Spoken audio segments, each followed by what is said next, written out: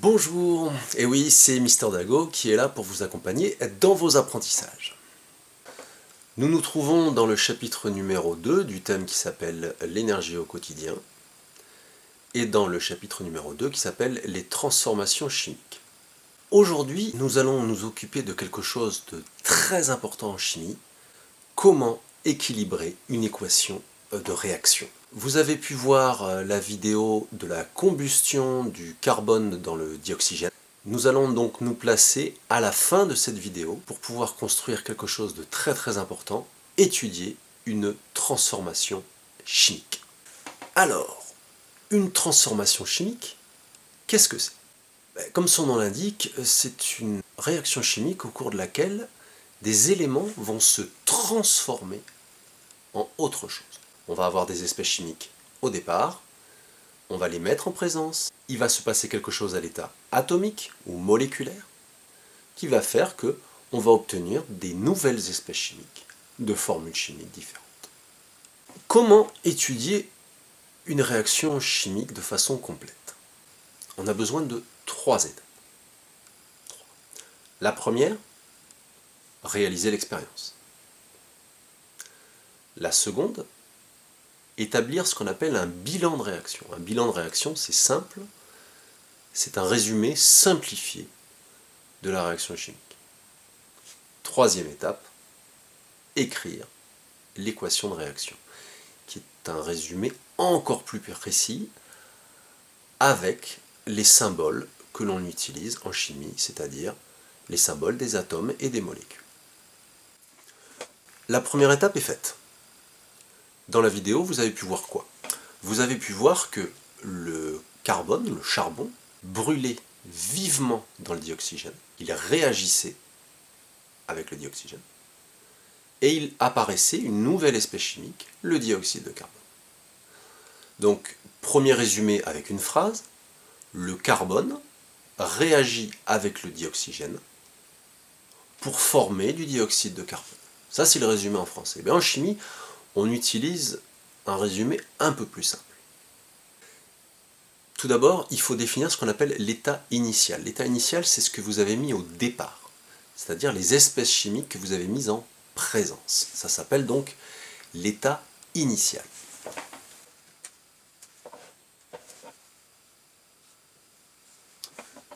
L'état initial va aboutir bien sûr à un état final.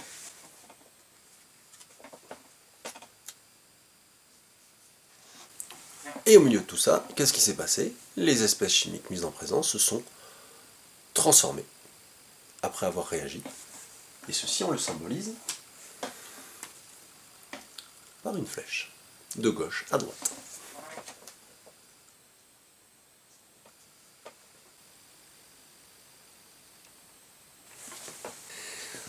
Maintenant, c'est simple, il faut définir qui était dans l'état initial et qui était dans l'état final. Les espèces chimiques mises en présence au départ, c'était le carbone et le dioxygène. Donc, elles constituent ce qu'on appelle l'état initial. On appelle ça les réactifs, parce que ces espèces chimiques vont réagir ensemble pour se transformer en une nouvelle espèce chimique qu'on appellera les produits. Ici, le seul produit, c'est le dioxyde de carbone, il constitue l'état final. On peut résumer ceci par ce bilan.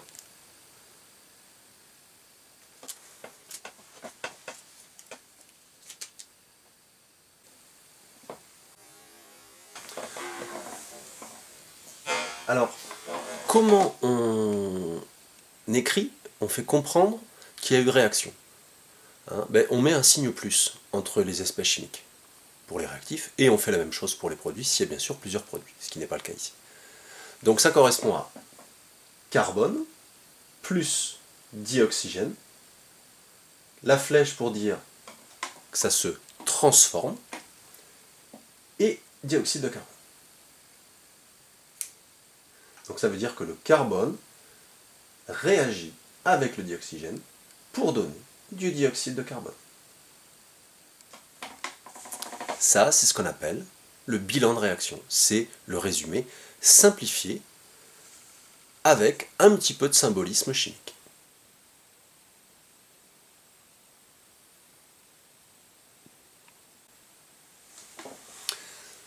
Cette deuxième étape étant faite, passons à la troisième. Équilibrer l'équation de réaction. Alors l'équation de la réaction, c'est simple, c'est toujours simple avec moi, hein. C'est un résumé un peu plus précis qui utilise le langage en chimie, c'est-à-dire les symboles. Nous avons vu à l'activité qui permettait de préparer les équations de réaction, lorsqu'on a utilisé les modèles moléculaires, où je vous ai fait construire des molécules grâce à des morceaux de papier, on va utiliser ces modèles moléculaires qui nous permettront ensuite d'écrire l'équation de réaction. On va remplacer chacun des constituants de l'état initial et de l'état final par tout d'abord son modèle moléculaire et ensuite par sa formule chimique. Et ce qui nous permettra d'établir l'équation de réaction. Nous commençons par une équation de réaction qui est très simple. Mais attention, ne généralisez pas. Elle n'est pas toujours aussi simple. C'est pour ça que nous allons faire d'autres exemples. Commençons. Donc le bilan de réaction nous dit carbone plus dioxygène donne dioxyde de carbone. Remplaçons le carbone par son modèle moléculaire, le dioxygène par son modèle moléculaire, et le dioxyde de carbone par son modèle moléculaire. Le carbone, rappelons-nous, c'est une boule noire. Le plus ne change pas. Le dioxygène, rappelons-nous, ce sont deux boules rouges. Chaque boule rouge correspond à un atome d'oxygène. La flèche de transformation. Le dioxyde de carbone, rappelons-nous, une boule noire, deux boules rouges. CO2. Attention, ce n'est pas fini. Maintenant qu'on a traduit le bilan de réaction grâce au modèle moléculaire, il faut vérifier un principe très important qui a été établi par un chimiste au XVIIIe siècle, M. Lavoisier, avec une phrase célèbre « Rien ne se perd, rien ne se crée, tout se transforme ». Alors qu'est-ce que ça veut dire? Vous l'avez vu dans le cours grâce aux différentes activités. Ça veut dire que les atomes qui étaient présents dans l'état final, que ça soit à l'état d'atome ou dans une molécule, on en retrouve autant dans l'état initial que dans l'état final. Les atomes vont se réarranger pour reformer des nouvelles molécules. Mais le nombre ne va pas changer. Vous aurez autant d'atomes avant qu'après. Ça s'appelle la loi de conservation de la matière. Rien ne se perd, rien ne se crée, tout se transforme. Les atomes ne font que changer de compagnon pour former de nouvelles molécules. C'est tout, rien de plus. Alors, comment on fait pour savoir si c'est bien équilibré? Il suffit de compter le nombre de boules de couleur avant et après. Et c'est pour ça que je vous ai dit que cette équation elle était super simple, parce qu'on ne se rend pas compte, mais elle est déjà équilibrée. On n'a rien à changer.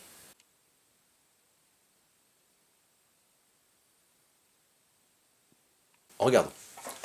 Nous avons à gauche une boule noire. À droite, nous avons une boule noire.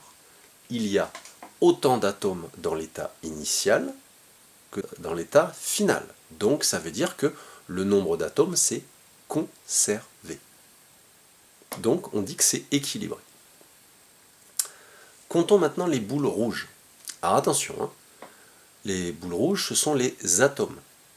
On compte le nombre d'atomes. Ça ne veut pas dire que seuls ils existent. C'est le cas d'ailleurs de l'oxygène. L'oxygène seul n'existe pas. Il n'existe que dans le dioxygène. Donc on va compter le nombre de boules rouges à gauche et à droite. S'il y en a le même nombre, c'est bon. S'il n'y en a pas le même nombre, il va falloir ajuster le nombre d'atomes. Regarde. Nous avons deux boules rouges à gauche, deux boules rouges à droite. C'est bon, on a autant d'atomes d'oxygène à gauche qu'à droite. Donc, le nombre d'atomes d'oxygène, c'est bien conservé. Mais, il y a une chose qui a changé. Avant, il y avait deux atomes d'oxygène qui étaient unis entre eux, liés entre eux, maintenant, ils sont liés à un atome de carbone. Ils se sont donc réarrangés. Mais le nombre n'a pas changé. Donc elle est équilibrée. Est-ce qu'on s'arrête là? Bah non, c'est pas ça une équation de réaction. Ça, c'est un outil qui va nous permettre de simplifier l'équation de réaction. On va l'écrire maintenant. Je sors mon outil magique pour écrire l'équation de réaction. C'est-à-dire que maintenant, je vais traduire grâce aux formules. Et si elle est équilibrée avec les modèles moléculaires, elle le sera aussi avec les équations de réaction. Donc, je vais traduire. Le carbone, la boule noire, c'est la lettre C. Plus. Alors attention, ça c'est le dioxygène. On a vu ensemble que le dioxygène, ça s'écrivait O2.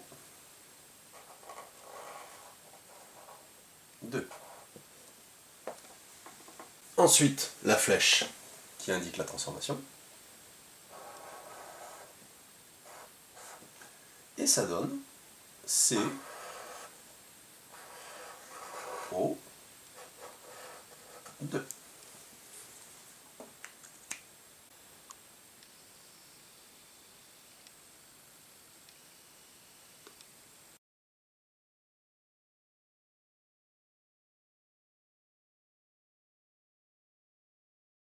Comme je vous l'ai dit, normalement elle est équilibrée cette équation de réaction. On va vérifier ensemble. Alors, rappelons-nous, les nombres qu'il y a écrits en bas à droite, c'est le nombre d'atomes. D'accord? C'est pour ça que le carbone, comme il n'y a rien écrit, il y a un atome de carbone, là il y a 2 atomes d'oxygène, un atome de carbone, 2 atomes d'oxygène. Pour savoir si c'est équilibré, c'est simple. On met des numéros devant les atomes. Ok? C'est ce qu'on va faire, et je vous indiquerai comment on peut les simplifier. Ici, on voit bien qu'on a une boule noire, donc on a finalement un seul atome de carbone. Ici, on a combien de molécules de dioxygène? Il n'y en a qu'une. Et il y a combien de molécules de dioxyde de carbone? Il n'y en a qu'une. C'est en cela que je vous disais que cette équation elle est un petit peu piégeuse, pour une simple bonne raison. Elle est tellement simple que tout est déjà fait avant, on n'a rien à faire. Donc c'est pour ça qu'on va prendre d'autres exemples. Alors, ces nombres 1, qu'on écrit devant à gauche, honnêtement, ils ne sont pas obligatoires. Mais si ça peut vous aider, il n'y a pas de souci, vous pouvez les mettre. Ça vous permettra de ne pas oublier qu'il y en a. Donc, comme je l'ai dit, on peut mettre des parenthèses. On n'est pas obligé de les écrire, mais si ça peut vous aider pour y arriver,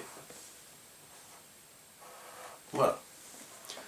Donc voici votre première équation de réaction. Donc vous voyez, c'est assez lent comme façon de faire. Tout d'abord, il faut avoir les résultats de l'expérience.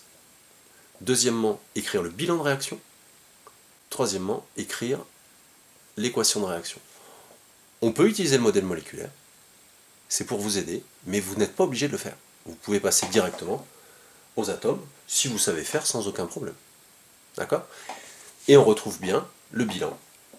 Ça veut dire qu'un atome de carbone réagit avec une molécule de dioxygène pour former une molécule de dioxyde de carbone.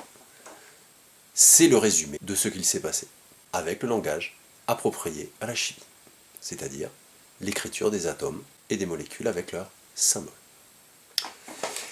Voilà, votre première équation de réaction est équilibrée, et bien entendu, vous allez avoir la suite prochainement. Nous allons étudier la combustion du méthane et la combustion du butane.